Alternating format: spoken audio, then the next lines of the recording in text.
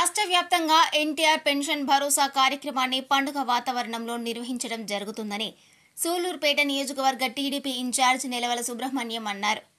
ఉమ్మడి నెల్లూరు జిల్లా నాయుడుపేటలోని లోతువానిగుంట బీడీ కాలనీ ప్రాంతంలో మాజీ AMC chairman Sirisanambeti Vijayabhaskar Reddy, municipal vice chairman Sheikh Rafi, TDP యువ నాయకులు నెలవల రాజేష్లతో కలిసి లబ్దిదారులకు పెన్షన్ నగదు పంపిణీ చేశారు.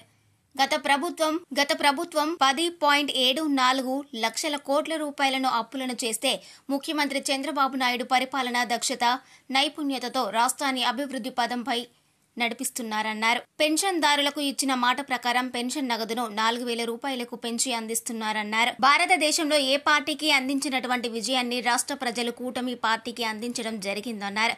ప్రభుత్వం ఏర్పడి 2 నెలలు కూడా గడవక ముందే హామీలు నెరవేర్చలేదు. పథకాలు అమలు చేయాలని వైసీపీ నాయకులు కాకి కూతలు కోయడం మానుకోవాలన్నారు.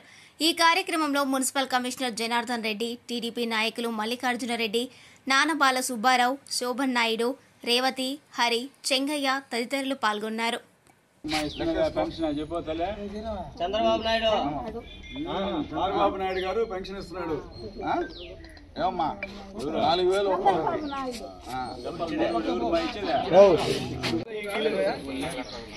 రెండోసారి చేసి వస్తుంది. గుడి చేత అమౌంట్ ఇవ్వాలని చెప్పి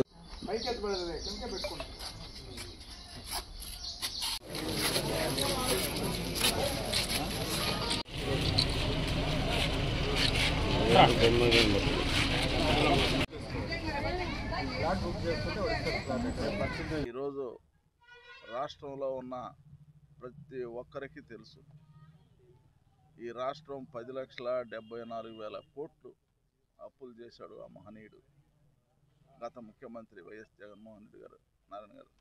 ఇట్లా ముఖ్యమంత్రి తన పరిపాలనా దక్షతతో, తన పరిపాలనా నైపుణ్యతతో, తన ఆర్థిక నైపుణ్యతతో ఈ రాష్ట్రంలో పెన్షన్దారులకు ఇచ్చిన మాట ప్రకారం మరి గత మాసంలోనే ఏప్రిల్, మే, జూన్ 3 మాసాలు కలిపి 3,000 రూపాయలు బకాయిలు, అదేవిధంగా జూన్ మాసానికి 4,000 రూపాయలు కలిపి జూలై 1న 7,000 రూపాయలు ఇవ్వడం జరిగింది. ఒకటే, చంద్రబాబు నాయుడు గారు మాటిస్తే నిలబడతాడనే దానికి ఇదొక తార్కాణం. ఇబ్బందులు పడినా, ఆర్థికంగా ఎంత వెనకబడిపోయినా పేదవాళ్ళకి చేసే సహాయాన్ని మనం తప్పకుండా నెరవేర్చాలి అని ఒక దృఢ సంకల్పంతో, ఒక దయార్థ హృదయంతో ఈరోజు 6 గంటల నుంచి పెన్షన్లు రాష్ట్రం అంతా ఒక పండుగలాగా జరుగుతూ ఉంది. గత ప్రభుత్వంలో ఉన్న ముఖ్యమంత్రి గారు 4 సంవత్సరాలు పెంచిన విషయం మీకు తెలుసు. అది ఆయన మాట ఇచ్చిన తీరు. ఒక కమిట్మెంట్ లేదు పేదోళ్ళ పట్ల,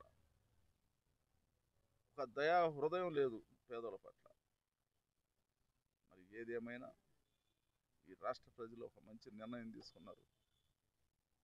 పరిపాలనా అధ్యక్షుడైన నారా చంద్రబాబు నాయుడు గారిని మళ్ళీ తెచ్చుకుంటేనే ఈ రాష్ట్రం బాగుపడుతుందని చెప్పని రాష్ట్ర ప్రజలంతా ఆలోచించి ఊహించని విధంగా భారతదేశంలో అన్ని రాష్ట్రాలు కూడా, అన్ని నాయకులు కూడా, అన్ని పార్టీలు కూడా ఆశ్చర్యపోయే విధంగా తీర్పిచ్చారు ఆంధ్ర రాష్ట్ర ప్రజలు అని చెప్పని కూడా తెలియజేస్తాం. మరి ఎక్కడ కూటమి,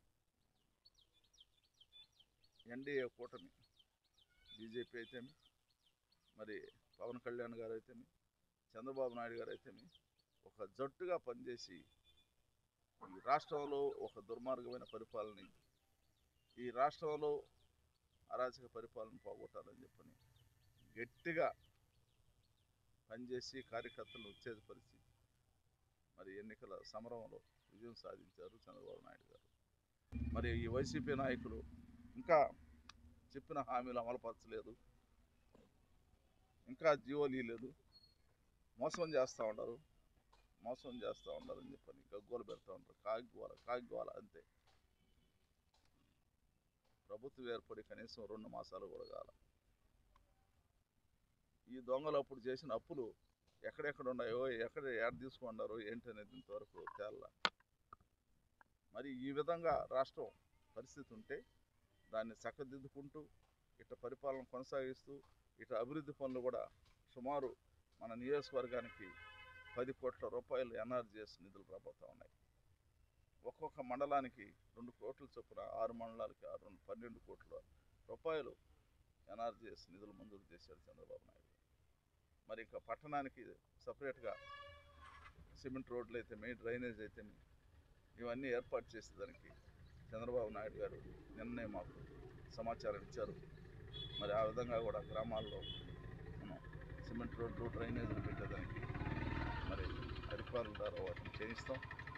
మరి ఏది ఏమైనా గత 5 సంవత్సరాలు అభివృద్ధి శూన్యం, అభివృద్ధి ఒక్కటి కూడా జరగలేదు.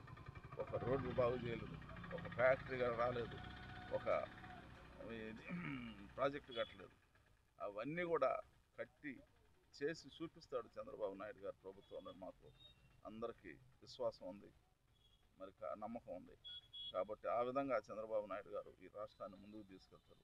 అటు అభివృద్ధిని, రెండింటిని రెంటిని కూడా పరిగెత్తేటట్టుగా చంద్రబాబు నాయుడు గారు చేస్తాడని చెప్పని కూడా తెలియజేస్తూ, మరి ఈ కాగ్గోలు ఆపండి, ఇంకొక 6 నెలలు మీ కాగ్గోలు ఆపి తర్వాత కావాలంటే మాట్లాడండి, కానీ ఈలోగా ఏ వైసీపీ నాయకులు కూడా గోల్ చేసి అనవసరంగా ప్రజల్ని అయోమయం దానికి తీసుకురావద్దని చెప్పి. మరిన్ని న్యూస్ అప్డేట్ కోసం A3 న్యూస్ ఛానల్ని సబ్స్క్రైబ్ చేసి బెల్ ఐకాన్ను ప్రెస్ చేయండి.